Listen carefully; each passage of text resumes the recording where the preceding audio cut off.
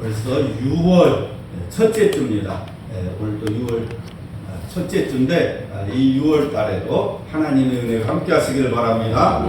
인생이 힘들고 어려울 때에 이 시편 23편 말씀을 묵상을 하면은 위로가 되고 소망이 되고 정말 영적인 힘을 얻을 줄로 믿습니다. 그래서 미래의 때에 걱정이 된다.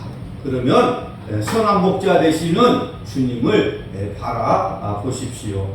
부족함이 없도록 주님이 채워 주실 것입니다. 이 시편 23편 말씀은 다윗이 인생을 다 산 이 노년에 기록한 것입니다. 다윗이 인생의 말년에 자신의 삶을 돌아보면서 이 시를 기록한 것입니다. 여호와는 나의 목자시니 내가 부족함이 없으리로다. 부족함이 없는 것은 하나님이 채워 주시기 때문입니다. 하나님이 그때그때마다 채워 주시니까 부족함이 없는 것입니다. 미리미리 준비하시는 여호와 이레의 하나님이십니다. 나를 위해서 하나님은 다 준비해 놓고 계십니다. 이처럼 푸른 풀밭에 누이시며 쉴만한 물가로 인도하시는도다. 평화적 여호와 샬롬의 하나님이십니다. 우리에게 평화를 주시고 평강을 주시는 하나님. 3절은 내 영혼을 소생시키시고 다시 살아나게 하시고 회복시키시는 하나님. 그래서 본래의 자리로 돌아오게 하시는 여호와 라파의 하나님이십니다. 4절은 사방에 음침한 골짜기를 갈지라도 주께서 나와 함께 하십니다. 나와 함께 걸어가시는 임마누엘의 하나님이십니다. 이 험한 세상을 나 혼자 걸어가는 것이 아니라 하나님이 나와 함께 걸어가십니다. 자, 오늘 또 이 시편 23편 말씀을 통해서 다윗이 만나고 경험한 하나님이 어떤 하나님이신지 우리도 함께 경험하는 은혜가 있기를 축복합니다. 자, 5절 말씀입니다. 주께서 내 원수의 목전에서 내게 상을 차려주시고 기름을 내 머리에 부으셨으니 내 잔이 넘치나이다. 자, 인생이 언제 행복할까요? 이 행복이라는 것은 관계를 통해서 오는 것입니다. 그래서 인간 관계에 따라서 우리가 행복하기도 하고 불행하기도 합니다. 그래서 눈에 보이는 환경이 아무리 좋아도 인간관계에 갈등이 있다면 행복할 수가 없습니다.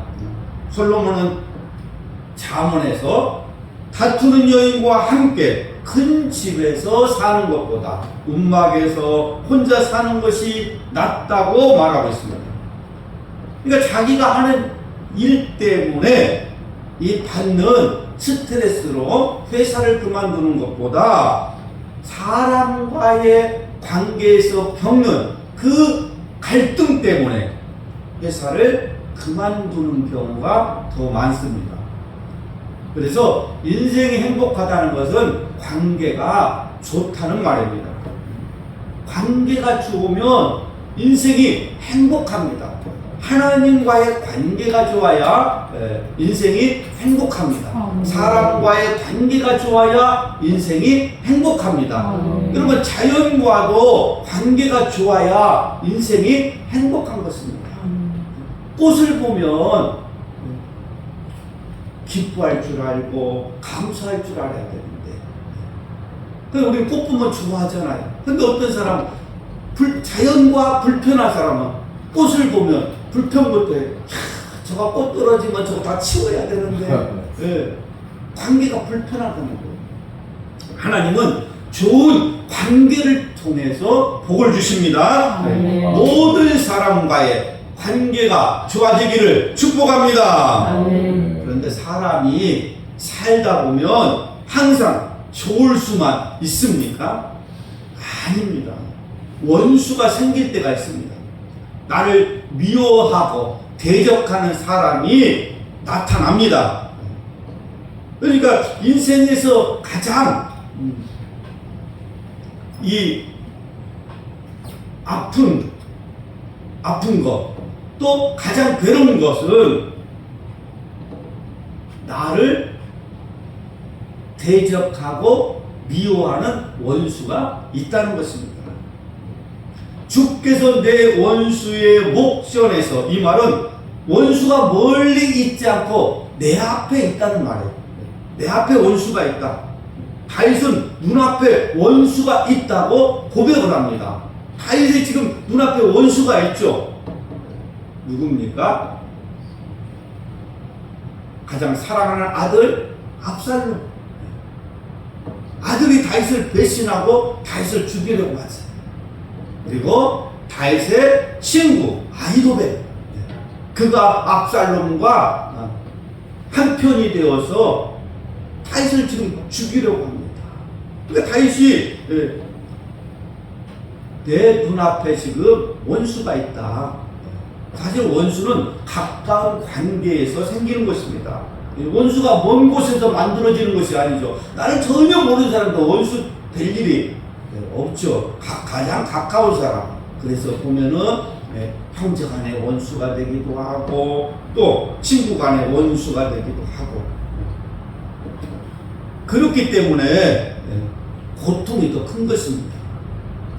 그러니까 원수라는 것은 우리 인생에서 가장 불편한 관계를 의미합니다. 서로 사랑해야 될 사람, 서로 도와줘야 될 사람이 원수가 되어 불편하게 합니다. 시편 55편을 보면은 다윗이 압살롬의 반역으로 인해서 그의 참담한 심경을 고백하고 있습니다. 시편 55편 4절 말씀, 내 마음이 내 속에서 심히 아파하며 사망의 위험이 내게 이르렀도다. 두려움과 떨림이 내게 이르고 공포가 나를 덮었도다. 나는 말하기를 만일 내게 비둘기같이 날개가 있다면 날아가서 편히 쉬리로다. 내가 멀리 날아가서 광야에 머무리로다. 너무나도 힘들고 고통스럽고 괴로워서 누가 나에게 날개를 달아준다면 근심 걱정 없는 곳으로 날아가서 편히 쉬고 싶다는 거예요.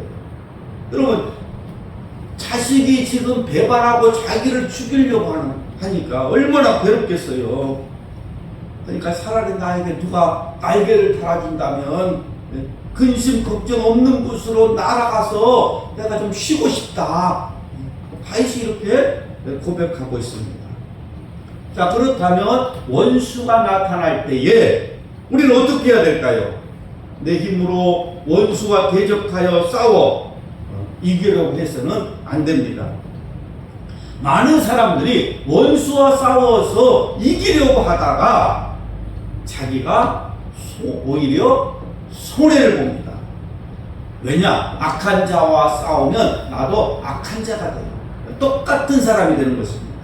로마서 12장 17절 말씀, 아무에게도 악을 악으로 갚지 말고 모든 사람 앞에서 선한 일을 도모하라. 할 수 있거든 너희로서는 모든 사람과 더불어 화목하라. 내 사랑하는 자들아, 너희가 친히 원수를 갚지 말고 하나님의 진노하심에 맡기라. 자, 이 말씀은 원수와 싸우게 되면 내 안에 이 은혜가 사라지기 때문에 악을 악으로 갚지 말라고 하는 거예요. 여러분, 원수와 싸우면 내 안에 있는 은혜가 다 사라지죠. 믿음 다 사라지고 나도 똑같은 사람 되는 거예요. 나를 힘들게 하는 이 사람에게 내 마음을 빼앗기는 순간 내가 그 사람을 죽이기 전에 먼저 내 영혼이 죽습니다. 먼저 내가 죽어요. 그래서 우리에게 원수가 나타났을 때 가장 먼저 해야 할 일은 하나님 앞에 기도하는 것입니다. 하나님 앞에 기도할 때에 하나님께서 우리에게 약속하시는 것이 있습니다. 주께서 내 원수의 목전에서 내게 상을 차려주시고, 이 원수의 목전이란 말은 원수들이 보는 앞에서라는 말, 원수들이 보는 앞에서, 하나님은 원수들이 보는 앞에서 우리에게 상을 차려 주십니다. 아멘. 그러니까 상을 차려 주신다는 것은 우리의 이 아픈 영혼을 만져주시는 하나님의 은혜를 의미합니다. 원수로 인해서 시달렸던 우리의 영혼을 만져주심으로 다시 일으켜 세워주시는 회복의 은혜가 상을 차려주시는 은혜입니다. 원수들이 다윗을 죽이려고 하는 그 상황에서 하나님은 다윗에게 상을 차려주셨습니다. 압살롬과 아히도멜이 다윗을 죽이려고 하였지만 하나님은 다윗이 승리하도록 하셨습니다. 압살롬의 이 지혜를 하나님은 물리치고 후세의 이 지혜를 하나님이 선택을 하셨습니다. 그래서 압살롬이 죽고 아히도멜도 고향으로 돌아가서 죽게 됩니다. 우리에게 승리를 주시는 하나님, 니시의 하나님입니다. 아멘. 그래서 5절은 니시의 하나님이에요. 우리의 인생에 원수가 나타날 때가 있습니다. 그때 원수와 싸우지 말고 하나님께 기도하십시오. 하나님께서 원수들이 보는 앞에서 상을 차려 주실 것입니다. 아멘. 원수들 앞에서 상을 차려 주시는 하나님을 체험하시기 바랍니다. 아멘.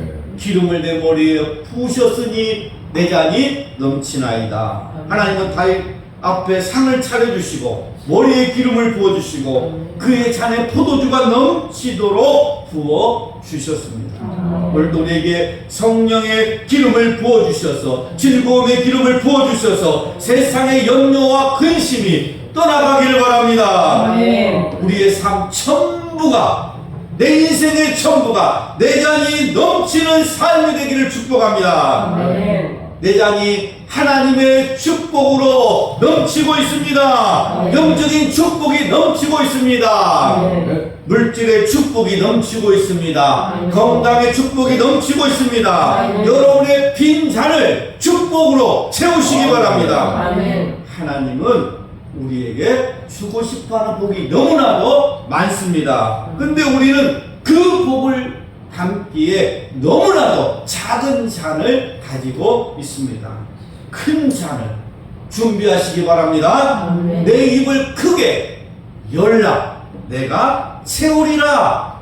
하나님 말씀하셨어요. 하나님이 부어주시는 축복이 넘쳐서 내 주변 사람들 모두가 행복해지기를 바랍니다. 아멘. 6절 말씀입니다. 내 평생의 선하심과 인자하심이 반드시 나를 따르리니 내가 여호와의 집에 영원히 살리로다. 여러분은 하나님의 택하신 백성입니다.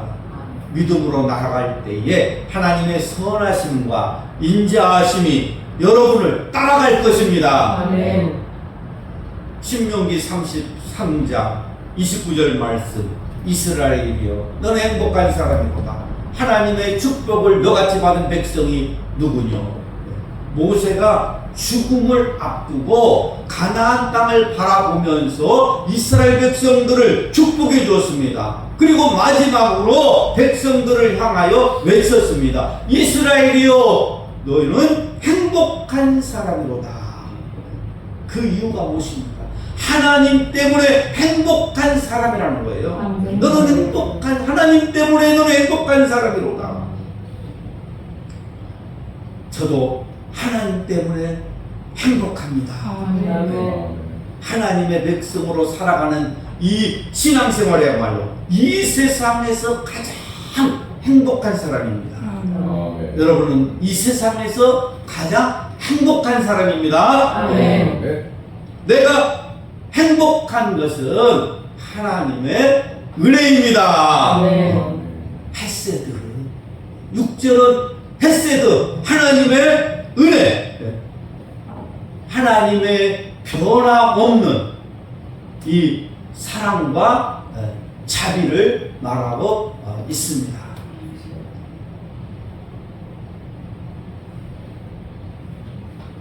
내가 여호와의 집에 영원히 거하리로다.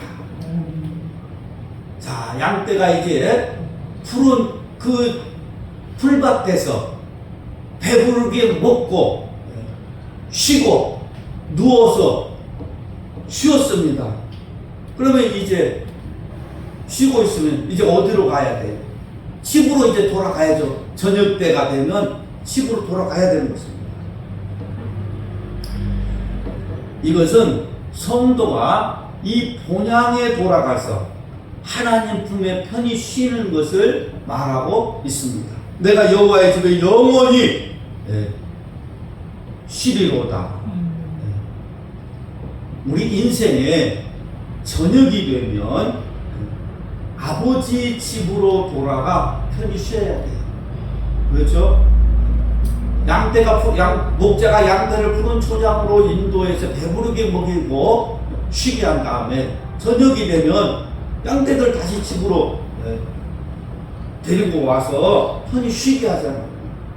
마찬가지로 우리도 인생의 저녁이 되면 이제 아버지 집으로 돌아가서 편히 쉬는 것입니다. 이 세상에 영원한 집은 없습니다. 우리가 돌아갈 집은 하나님의 집입니다. 천국입니다. 마지막에는 여호와의 집에서 영원히 쉬리로다. 우리의 마지막 고백입니다. 나의 마지막 고백은 여호와의 집에 영원히 살리로다. 내가 여호와의 집에서 영원히 살리로다. 하나님의 나라를 사모하시기 바랍니다. 선한 목자 되시는 이 하나님의 인도하심으로 나의 평생에 부족함이 없는 삶을 살다가 마지막에는 내가 여호와의 집에 영원히 살리로다. 하나님의 집으로 돌아가서 영원히 주님과 함께 사시기를 주님으로 축복합니다.